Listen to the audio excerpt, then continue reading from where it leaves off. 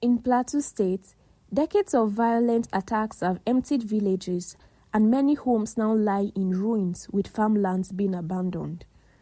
Thousands have fled with nothing but what they could carry. Now families crowd into makeshift shelters, surviving without reliable food, health care, or schools.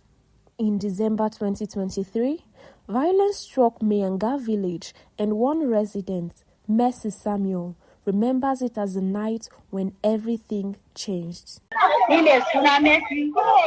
My name is Mercy Samuel from Miyanga village.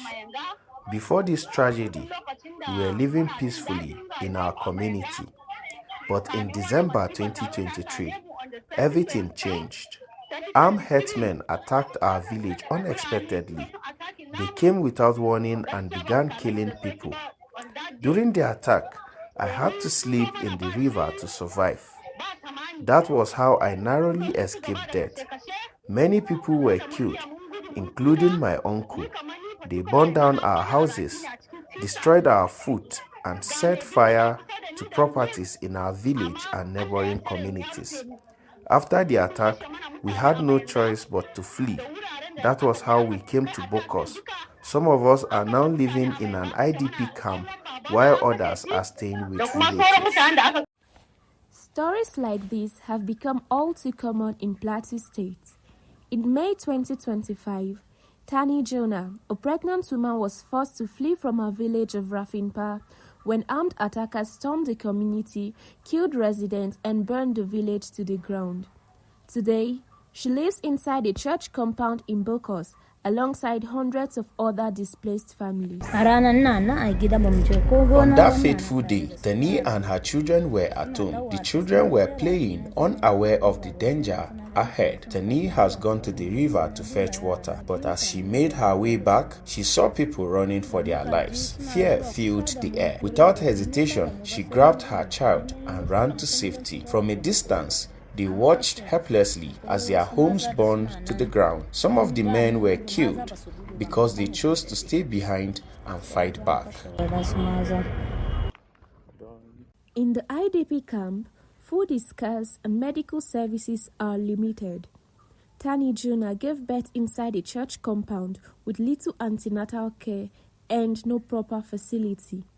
For many here, the struggle for survival is constant, while healing and recovery remain distant dreams. Across Plateau, thousands have been killed in coordinated raids, and men are often targeted first, leaving women and children to navigate the aftermath alone. Sometimes the men also survive. On Christmas Eve in 2023, Dawell Luka Gideon lost his pregnant wife and 5 children in a single attack. During the attack on the 24th day of December 2023, by 6 p.m., Fulani terrorists came to my community. My wife was there, my children were there. Christmas period, everybody's home. So I went out partially to go on and buy some items. Before I come back, they have come to our community, rampage the community. My 5 children, my pregnant wife, all my storages, all my belongings was burned to ashes. I escaped just because I went outside at no one. So that's what happened to me 2020, 3rd December. Healthcare in rural areas has collapsed as clinics have been burned or abandoned, forcing people to travel long distances for medical care. In Maraban Kantoma, a community on the boundary between Mangu and Barkin-Ladi local government areas, a single nurse now tries to save hundreds in an improvised facility. We are just managing, although we receive delivery and we don't have delivery bed. This coach that we use it for delivery. Although they said there was plenty equipment, so they got burned. So I don't know whether there was a delivery bed or which of them was there. I don't know. Meanwhile, volunteers and NGOs are stepping in to bridge the gap left by the government. One such volunteer, Marcella Majang, treats dozens of patients daily, working from a makeshift quarters in St. Thomas the Apostle Parish, Bokkos, while often relying on limited drugs, personal funds, and minimal equipment. We normally render first aid.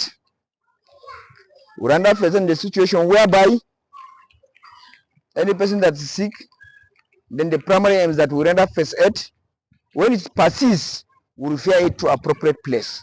But here, we have no drugs to be managing.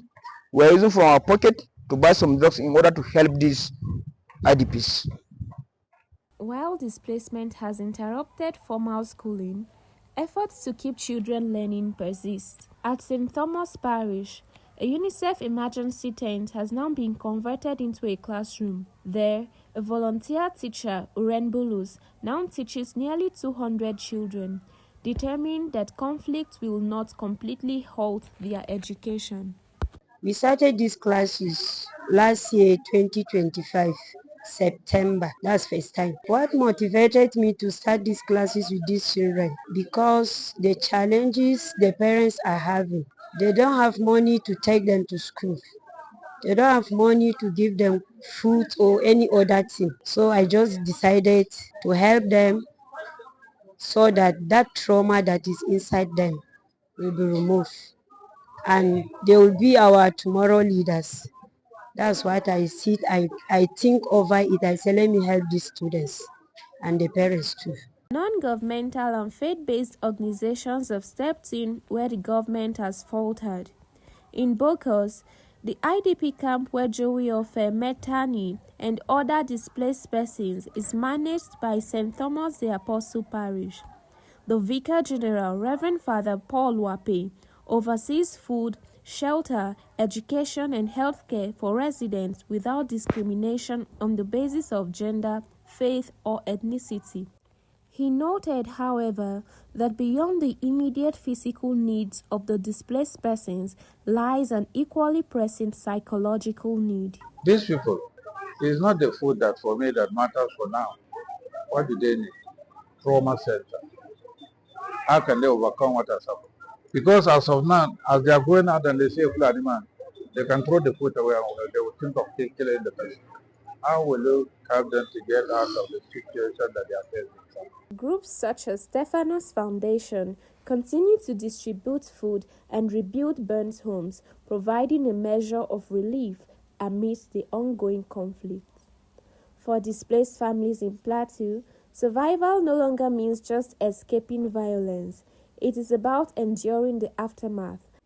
The overcrowded shelters, poor sanitation, absence of quality health care, reliance on charity, and interrupted education. Yet, even here, life pushes forward. The people of Plateau State may have lost their homes, but they are not forgotten.